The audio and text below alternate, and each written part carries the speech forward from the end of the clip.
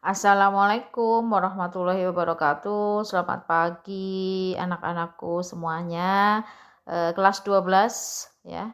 Hari ini Bahasa Indonesia kita lanjut ke pertemuan. Setelah kemarin kita sempat bertemu di kelas dan kalian sudah mendapat penjelasan mengenai apa itu surat lamaran pekerjaan ya. Apa saja yang harus kalian pahami, jenis surat lamaran pekerjaan itu apa? Ayo, jenis surat lamaran pekerjaan itu apa? Masuknya surat resmi atau surat dinas? Ada yang bisa menjawab? Sampaikan di kolom komentar. Hari ini Bu Maike akan menjelaskan bagaimana menulis lamaran pekerjaan dengan benar. Kemarin itu kalian sudah belajar. Jadi ketika kalian mau melamar pekerjaan, ada beberapa cara nih. Katakanlah ada yang inisiatif sendiri ya, atau berupa dari informasi seseorang, atau informasi dari BKK, permohonan instansi kepada sekolah, atau berdasarkan iklan. Nah, hari ini setelah kalian sudah belajar mengenai itu semua, Bu Maike jelaskan contohnya ya, biar lebih paham lagi. Nah, yang sudah kalian lihat di layar ya, itu Bu Maike memberikan contoh lamaran pekerjaan yang berdasarkan iklan ya. Iklan loker ya, atau yang kalian sering dengar loker ya. Sekarang tuh loker pekerjaan tuh bisa kalian dapat dengan mudah. Kalau zaman dulu Bu guru nih, Bu Maike aja kalau loker tuh pasti nyarinya di koran gitulah. Kalau zaman sekarang mah kalian dapat iklan atau loker itu dari main HP, statusnya teman ya, main Instagram, main Facebook, itu semuanya bisa kalian update, bisa kalian temukan loker-loker mana saja ya. Jadi lebih simpel zaman sekarang. Nah, yang pertama menulis surat lamaran pekerjaan, kalian itu boleh ditulis tangan, boleh diketik ya. Seperti yang kalian lihat ini Bu Maike berarti contoh diketik pakai Word ya. Kalau kalian nggak punya laptop atau kalian pengennya ditulis aja, berarti nulisnya di kertas apa? Kalian itu nulis di kertas folio ya. Tapi dengan banyak yang harus kalian ketahui ketika menulis sebuah lamaran pekerjaan menggunakan pulpen di atas kertas folio, itu benar-benar harus bersih ya. Tidak ada katakanlah folio itu sudah dilipat-lipat ya, ditekuk-tekuk, kemudian ada kotoran atau bekas debu yang nempel, atau kamu katakanlah habis ada tinta. Nah, itu nggak bisa. Kemudian yang kedua, tidak boleh ada kesalahan apapun. Kamu menulis surat lamaran pekerjaan, ditulis dengan tulisan yang bisa dibaca, rajin. Kemudian jangan ada tip X. Jadi benar-benar harus bisa menulis dengan konsentrasi penuh sehingga surat lamaran pekerjaan yang kamu tulis di kertas folio itu benar-benar rapi, ya, benar-benar bersih dan benar bisa dibaca dengan baik gitu. Itu tantangannya ketika kamu menulis sebuah lamaran pekerjaan menggunakan tulisan tangan. Tapi kalau zaman sekarang nulis lamaran pekerjaan diketik boleh enggak sih Bu? Enaknya gimana? Ya boleh saja, bebas gitu. Enaknya diketik ya tidak ada kesalahan, otomatis jelas. Kalau salah sudah ketahuan, dihapus, diulang lagi, di print, selesai ya. Nah, oke, kita mulai ya. Kita mulai untuk yang namanya surat lamaran pekerjaan berdasarkan iklan. Yang pertama ya Mas, Mbak, perhatikan di pojok kanan atas ya. Itu berarti ada tanggal tempat penulisan surat ya. Katakanlah rumahmu Tegal, maka tulisanmu Tegal. Tanggal berapa nih? 17 Juli 2020.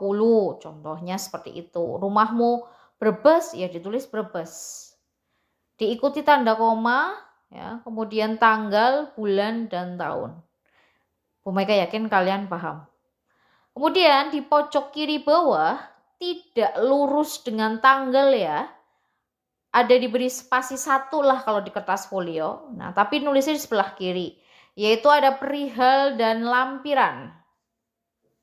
Perihal dan lampiran. Perihal itu hal apa sih yang ditulis dalam surat lamaran pekerjaan? Oh lah, ini kan bahas masalah lamaran pekerjaan, ya ditulis saja lamaran pekerjaan. Mungkin perihal itu kalau kamu di surat umum ya, surat resmi yang biasa kamu terima dari sekolah itu seperti pelaksanaan PTS. Nah, berarti isi suratnya itu bahas kapan sih PTS itu dimulai. Nah, itu yang namanya hal atau perihal. Yang kedua yaitu lampiran. Lampiran itu apa, Bu? Kamu melamar pekerjaan kan pasti harus mengirimkan juga ijazah, KTP, nah, transkrip nilai. Nah, itu yang namanya lampiran. Ada berapa? Nah, ada 6 lembar contohnya. Maka ditulis 6 lembar. Apakah boleh 6 lembar itu ditulis menggunakan angka 6 gitu aja, Bu? Saya nggak mau menulis 6 gitu, nggak bisa. Harus ditulis dengan jelas 6 lembar. Tidak boleh menggunakan angka ya. Halo, harus diperhatikan itu. Setelah perihal dan lampiran diberi spasi lagi, yaitu ada alamat surat. Ya, di sini alamat surat ya, Bu Mega perbesar aja biar kalian lebih enak bacanya. Yang terhormat pimpinan PT Bakti Wahana, Jalan Suara Merdeka nomor 102 Jakarta atau 102 lah ya.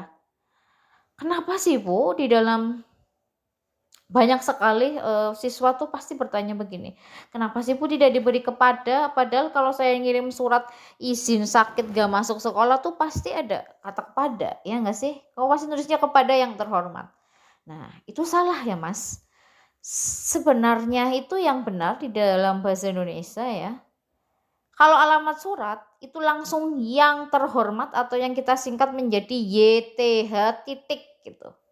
Nah, itu pimpinan PT Bakti Wahana.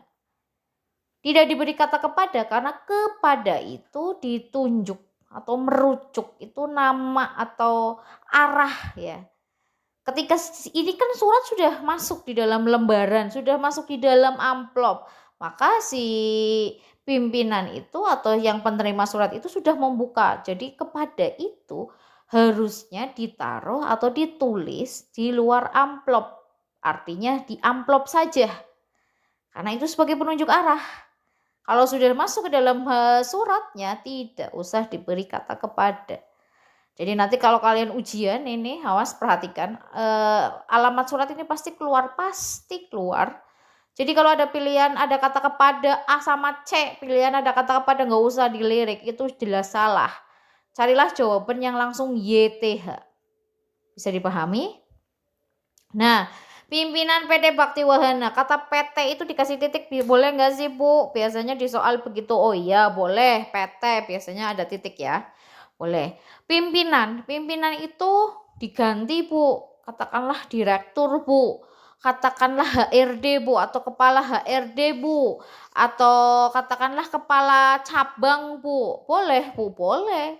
Asalkan menunjuk sebuah nama jabatan atau posisi jabatan. Karena ini kalian perihalnya adalah lamaran pekerjaan. Tidak usah menunjuk nama orangnya langsung di nama direkturnya, katakanlah Sartono, yang terhormat Bapak Sartono, nggak bisa, nggak boleh. Karena kalian itu kan mau melamar pekerjaan, jadi tunjukkan saja kepada posisi jabatannya itu sendiri. Bisa dipahami ya? Lanjut, yaitu ada Jalan Suara Merdeka nomor 102. Kata jalan itu anak-anak selalu malas menulis kata jalan. Biasanya disingkat dengan JL atau JLN gitu ya. Gak boleh, Mas, Mbak. Jalan itu harus ditulis terang jalan. Ya, Suara Merdeka boleh disingkat. Kalau nomor, Bu, boleh 102. Kemudian yang terakhir Jakarta. Catatan terakhir yang harus kalian pahami, tidak boleh diberi kata titik ya. Tidak boleh ada titik ya. Titik apapun setelah kata Wahana, 102 dan Jakarta. Tidak boleh diakhiri titik. Kenapa? Karena ini bukan kalimat. Jadi walaupun kamu nanti di soal, loh ini kok sama B kok sama. Padahal kamu nggak lihat ternyata ada titik di pojok setelah kata Jakarta. Kamu salah sedikit saja, tidak teliti, maka kamu akan salah juga menjawabnya. Jadi nanti ketika ujian, pada soal alamat surat ini harus dipahami dengan benar, diteliti, dibaca dengan baik. Itu saja, kita lanjut. Kemudian ada salam pembuka dengan hormat, hanya kecil, diikuti tanda koma, ingat hanya kecil ya, bukan besar. Salah kaprah, karena rata-rata pasti dengan hormat hanya gede. Berdasarkan pengumuman yang dimuat pada Harian Umum Taruna Bangsa tanggal 8 Juli 2020, bahwa perusahaan PT Bakti Wahana membutuhkan staf marketing. Dengan ini saya berminat untuk mengajukan diri menjadi staf bagian marketing di PT Bakti Wahana yang Bapak atau Ibu pimpin. Jadi kamu itu mendapat info loker tuh dari mana? Itu ditulis loh Mas, Mbak. Jadi ditulis. Katakanlah di sini Bu Mega ngasih contoh kamu dapat loker dari koran. Maka kamu tulis berdasarkan pengumuman yang dimuat pada Harian Umum Taruna Bangsa itu adalah nama surat kabar atau koran yang terbit tanggal 8 Juli. Kalau kamu nggak baca koran zaman sekarang tuh pakainya Facebook atau Instagram ya, kamu tulis saja berdasarkan pengumuman yang dimuat pada Instagram atau akun, kamu tulis nama akunnya apa. Kalau ada tanggal postingannya masih bisa kamu lihat, ya kamu tulis aja postingannya tanggal berapa. Jadi begitu, harus lebih jelas mencantumkan kamu mendapat info loker itu dari mana. Dengan ini saya berminat mengajukan diri menjadi staf bagian marketing di PT Bakti Wahana yang Bapak atau Ibu pimpin. Langsung kamu tulis kamu berminat mengajukan posisi bagian apa di dalam perusahaan itu, maka kamu tulis. Gitu ya. Bisa dipahami? Lanjut, setelah itu ada keadaan identitas ya atau data keadaan diri saya sebagai berikut. Yang pertama ada nama, Herawati, tempat tanggal lahir, alamat, pendidikan terakhir, nomor HP dan segalanya. Perhatikan di poin nama, tempat tanggal lahir, alamat, pendidikan, nomor HP biasanya kamu tulis dengan menggunakan huruf kapital N, T, A, P, itu biasanya diawali huruf kapital ya. Sebenarnya kalau hal kamu bicara yang umum di masyarakat memang seperti itu. Tapi kalau dalam teori, dalam bahasa Indonesia tidak harus diawali huruf kapital, cukup saja menggunakan huruf kecil. Bisa dipahami?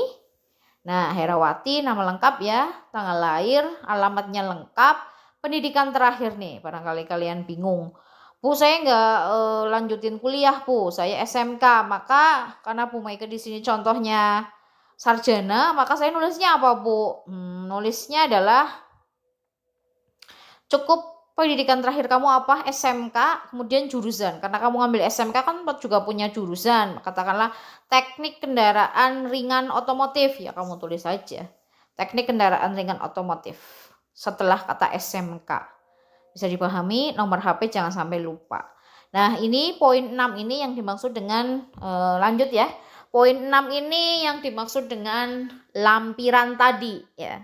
Apa saja sih yang menjadi bahan pertimbangan perusahaan ketika biar dia yakin sih bisa menerima kalian, bisa lihat data kalian itu dari mana. Nah ini lampiran. Yang pertama ada fotokopi ijazah, fotokopi transkrip nilai, fotokopi KTP, pas foto, fotokopi sertifikat, sampai daftar riwayat hidup. Nanti Bu Mega akan menjelaskan daftar riwayat hidup di pertemuan selanjutnya ya. Bu, jika perusahaan itu biasanya minta SKCK, maka di dalam lampiran apakah harus dilampirkan tulisan fotokopi SKCK? Iya, betul. Jadi nanti kalian melihat info loker aja di perusahaan itu biasanya ingin meminta apa saja yang harus dikirim, maka kamu dilampirkan. Jadi tidak harus 6 ini saja lampirannya, bisa juga nanti menjadi 10, 8. Tergantung, sekali lagi tergantung perusahaan itu meminta apa saja yang harus dikirim ke lamaran pekerjaan. Ya, begitu ya.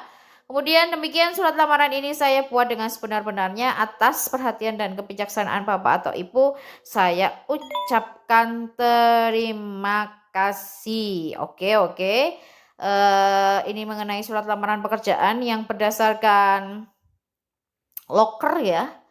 Untuk tugas Bu Mega akan menjelaskan secara lengkap ya. Tapi ada pertanyaan enggak? Kalau ada disampaikan di kolom komentar saja. Nanti Bu Mega jelaskan saat masuk kelas. Oke. Tugasnya kalian juga harus membuat surat lamaran pekerjaan, praktek, boleh ditulis tangan, boleh di print out, ketik, terserah sepraktis mungkin yang bisa kalian lakukan di rumah untuk saat ini. Kamu bisa mencari lokernya juga bisa dari Facebook, Instagram, iklan atau apapun di TV atau atau statusnya temen atau apa boleh kalian tulis. Ya, sebelum itu nanti Bu Meike setelah kamu sudah mengerjakan dan bisa menulis surat lamaran pekerjaan, akan Bu Meike ajarkan juga bagaimana menulis sebuah daftar riwayat hidup. Karena di dalam sebuah lamaran pekerjaan ketika kamu mengirimnya, maka juga harus dilampirkan daftar riwayat hidup atau yang di dalam bahasa Inggris itu kurikulum vitae ya.